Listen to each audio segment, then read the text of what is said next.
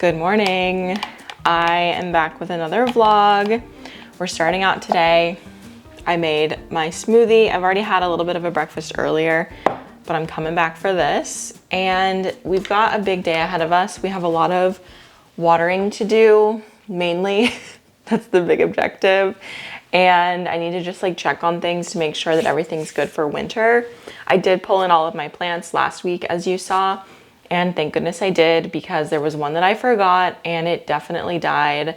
And I'm really sad about it. But I'm gonna first drink my smoothie. That's good. I put frozen fruit, a little bit of orange juice, honey Greek yogurt, and a little bit of water. And this is really good. I think I could even like tone down the orange juice a little bit. It's like every time I put orange juice in a smoothie, it's pretty much the only thing I taste, but I love orange juice, and then I happen to be getting a bunch of other yummy things, so it's fine with me.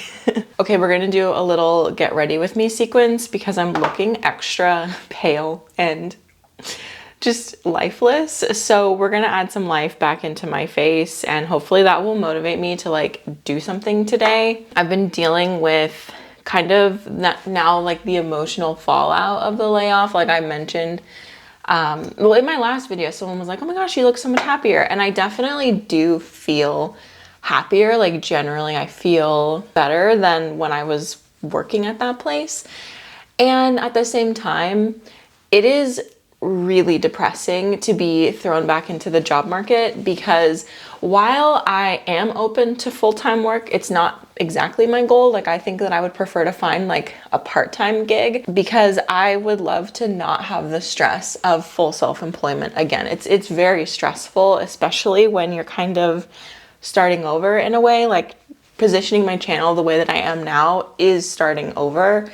And I'm losing subscribers, I'm like losing followers on Instagram. And I expected all of this, because suddenly this person that you followed for plants is now doing their makeup on camera and you're like, what's going on here? So to a degree, I expected a lot of this, but it's still really, really stressful. And I just don't want to have that mainly financial stress on my mind all the time. Okay, I can't see without my glasses, but my glasses kind of cover my eyebrows. By the way, what I just used was my Rare Beauty blush. I have had this since before my daughter was born. My daughter is now 2.5 years old. So I'm gonna say I've had it for close to 3 years. I should probably get a new one because makeup apparently expires. But there's still so much in there. And sometimes it does make me break out, which has made me think, oh, maybe I should get a new one or like try a different blush. There's so many out there. Like I really wanna try like a blush stick and see how I feel about that, because I don't know, I'm not picky about makeup necessarily. I just want it to like put a little color in my face, especially in the wintertime. I can get like very, very, very pale, which isn't a bad thing. I just like feel like I look like a corpse.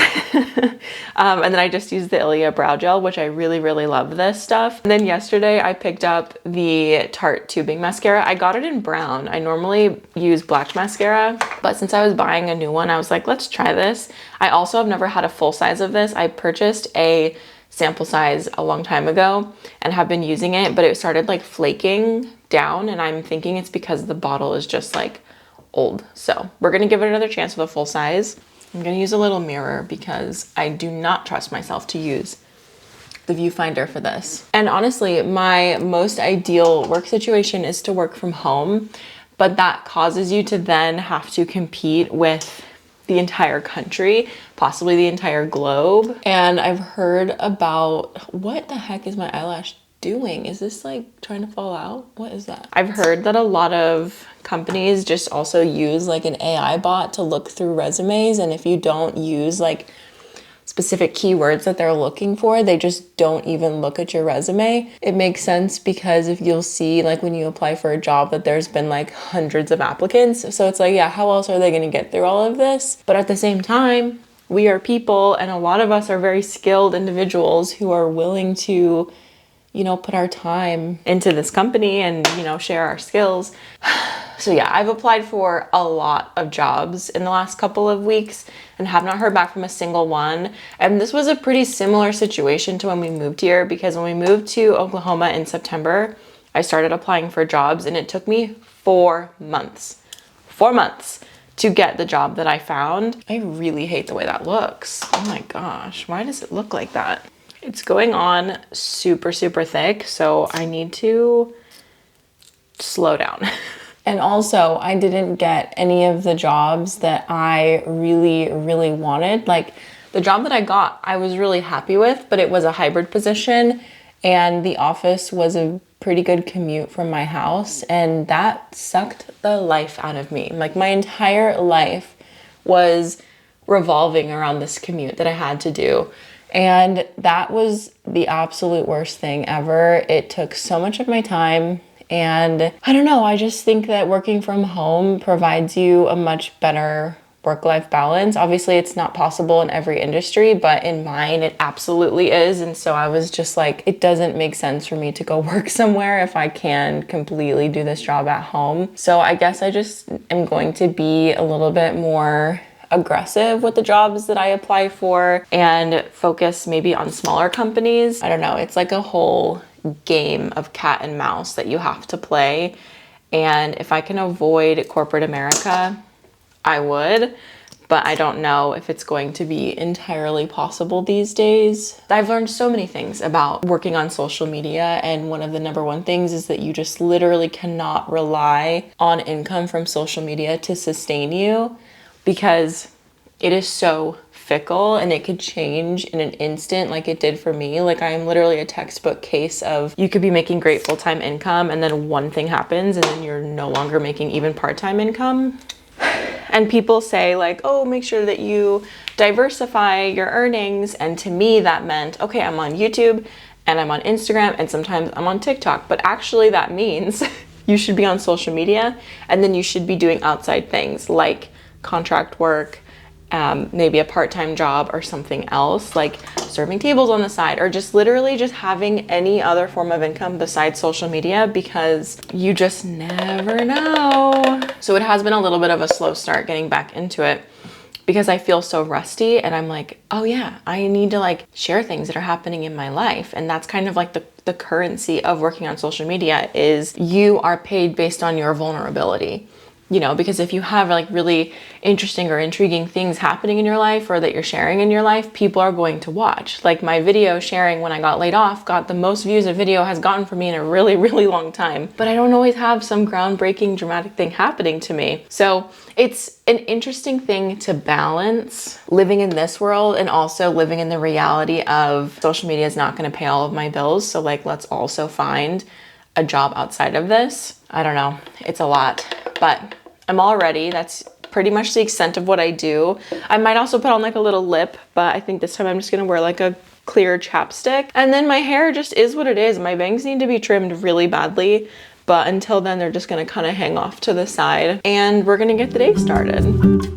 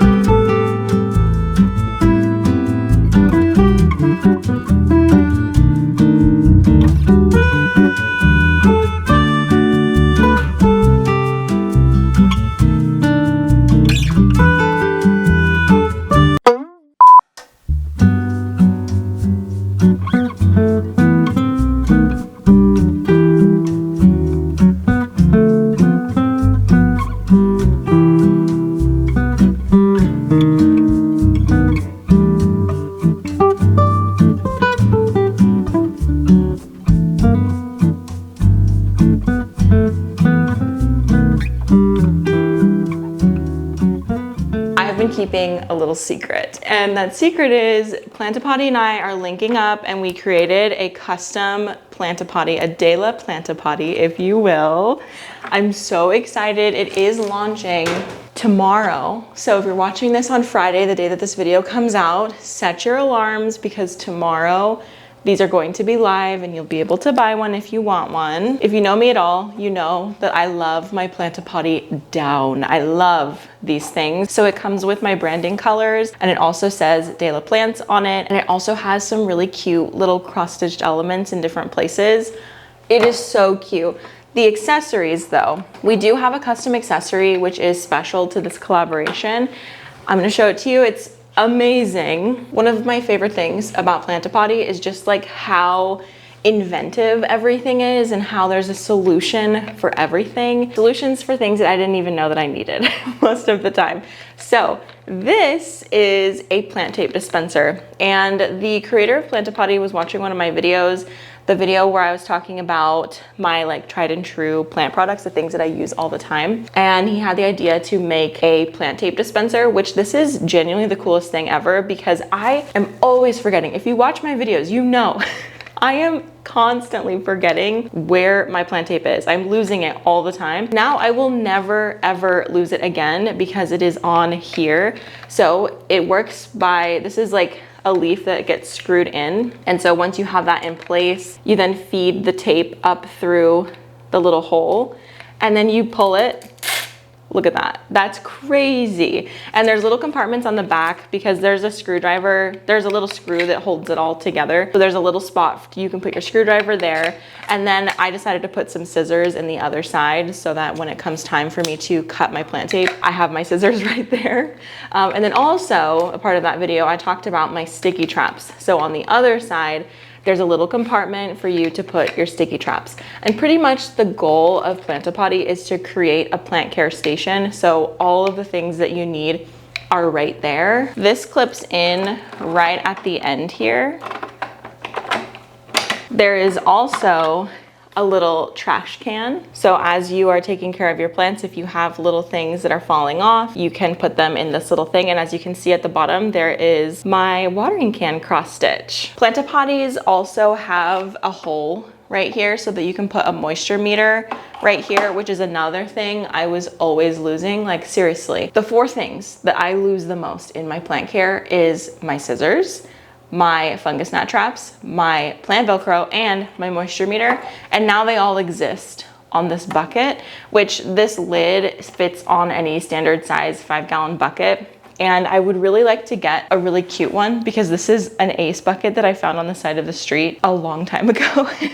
And my pink one, I have a pink bucket for. So that's a really cute setup. It's like all pink. And I'm wondering if I can like get a custom bucket made in one of these colors. I think that would truly be iconic. I actually should look into that because that would be so cool. But yeah, I'm really, really excited about this partnership and would love for you guys to check it out. You guys have seen me use a PlantaPotty so many times in my videos. I feel like it's almost every single video I'm showing this because it is truly the #1 product that has changed my life as far as my plant care goes. It's just one of those things that I will never live without again. It's just such an easy product to use and it's so thoughtful and inventive. And yeah, it's only gonna be available for a short period of time. There's a limited amount that can be made. So if you are interested in this, I would suggest getting on it quickly because it could sell out by the weekend, who knows? So stay tuned. I will be posting updates on Instagram about this and I'm really looking forward to seeing everybody with their own De La PlantaPotties. Oh my gosh. It's so pretty. I love the colors so much. Some of my plants are also looking a little worse for wear in that they have a lot of leaves. And in the case of this plant, a lot of dead leaves. And there's a lot of happy foliage amongst this. So I think that I need to do like a pretty good prune on this plant. This is my Syngonium albo. And it went a little longer than it should have without water kind of recently. So she's struggling. She's not struggling. She was struggling and then I watered her and now she's fine. Syngonium are literally so hardy. Like I'm not concerned even a little bit about this plant. It had a lot of foliage to begin with. So it's not like we are like losing big sections of this plant, but sometimes my plant collection does overwhelm me, even though I've pared it down quite a bit, and like having them all in one room mostly.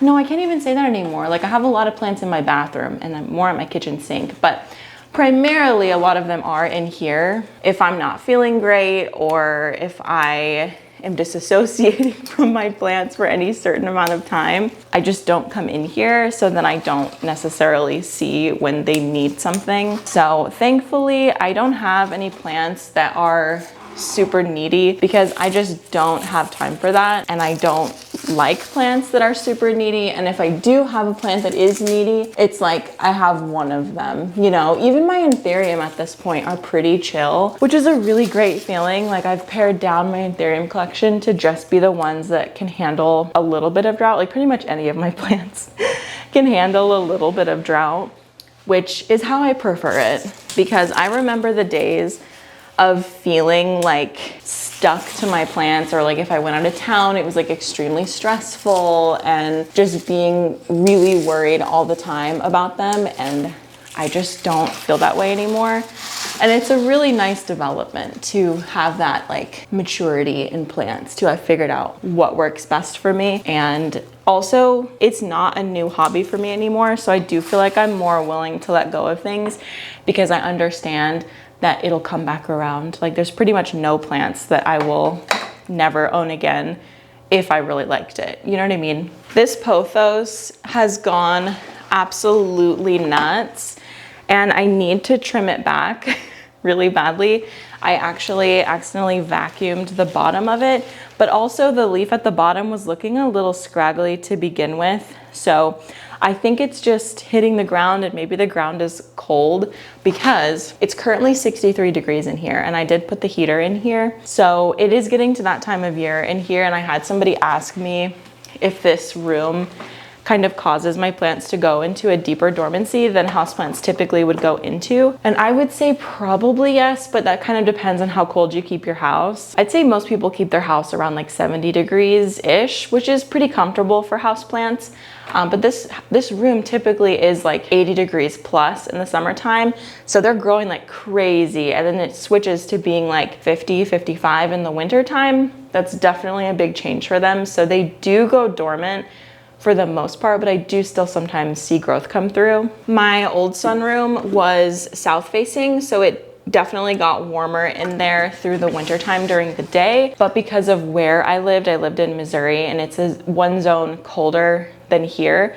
So it would get a lot colder at night. So I'd have to do a lot more work to keep the room warm through the night. Whereas this one, I mean, my house is brick, so I do feel like it insulates a little bit better, but it's also not getting as warm in here during the day because this is a northeast facing closed-in patio. So just a little bit different conditions. Every house is obviously going to have a little bit different conditions. So that's why I kind of veer away from giving like super generalized advice, because I just don't know what your conditions are.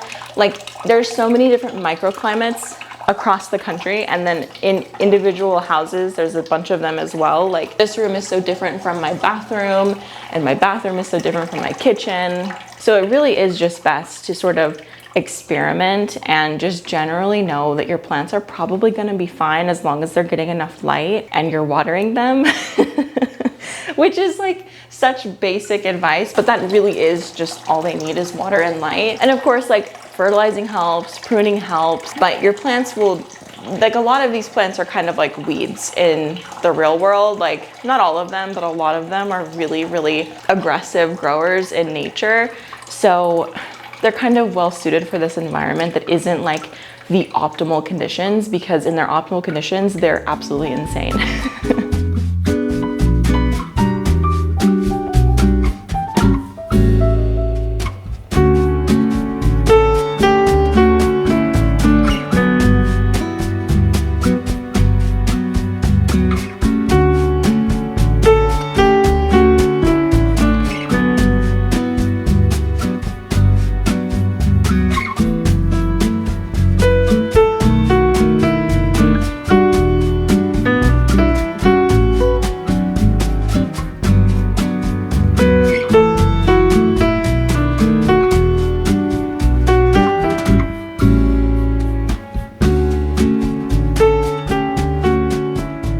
right, guys, I managed to film this entire video in one day, which is actually crazy, but I'm trying to not make these too long because a girl can yap. So I'm trying to keep them around like the 20-minute mark. Let me know, actually, do you guys have feedback? Like, do you want them to be longer, or do you like the length we're at? I feel like this length is good for me. Like, editing wise, it doesn't take hours and hours and hours, and I'm able to get like 5-minute segments of doing different things. So I feel like there's like a good variety. But if you have any feedback for these vlogs, I would love to hear it, because I am combining both of my channels. So like, I've done lifestyle vlogging for a few years, and I've done plant vlogging and plant care videos for a few years, but I haven't combined the two. So I'm very open to your feedback if you think there's too much plants still, or not enough plants, whatever it may be. Let me know what you think. I'm open to it if we're all nice about it. Because ultimately, you guys are the ones that are still watching my videos, and I want to make sure that I'm making content that you want to see. And I am working on some like DIYs in my head for the holidays.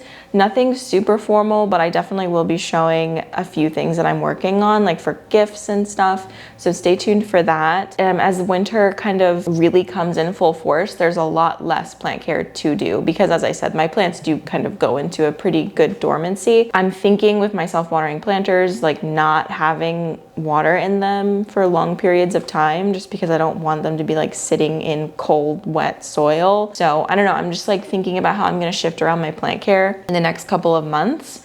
And I'm happy to talk about that and share about that, but it's kind of just a gradual thing, you know, it just kind of happens.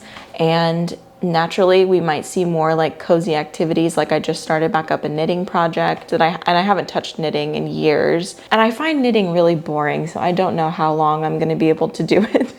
Would love some feedback, would love to hear what you've been thinking about the videos, and if you have anything that you want me to show that I haven't yet, really anything, just let me know. I don't show certain things, but if you say something and I'm like, oh yeah, I'll show that, I will do it. Thank you so much for watching and supporting my channel through this big transition, and just being my online plant and not just plant friends now. Now we're just friends. My online friends, if you will. Make sure that you subscribe if you haven't already, and I will see you in the next one. Bye.